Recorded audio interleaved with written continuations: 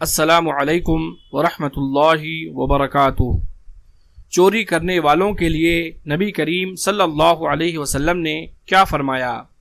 سیدہ عائشہ رضی اللہ تعالی عنہا سے روایت ہے، وہ بیان کرتی ہیں کہ قبیلہ بنو مخزوم کی ایک عورت کی عادت تھی کہ عاریتاً کوئی چیز کسی سے لے لیتی، پھر انکار کر دیتی تھی۔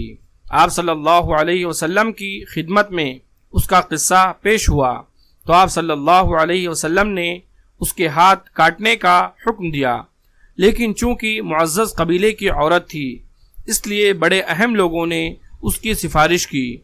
اس پر آپ صلی اللہ علیہ وسلم نے فرمایا، گزشتہ قومیں اسی کے سبب سے برباد ہوئیں کہ جرائم پر کمزوروں کو سزا دیتی تھیں اور معزز لوگوں کو چھوڑ دیتی تھیں۔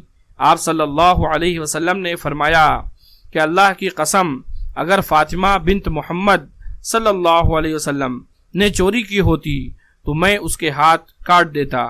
بخاری حدیث نمبر 3475۔ اللہ تبارک و تعالی سے دعا ہے کہ اللہ رب العالمین ہم تمام لوگوں کو چوری جیسے کبیرہ گناہ سے بچنے کی توفیق عطا فرمائے، آمین۔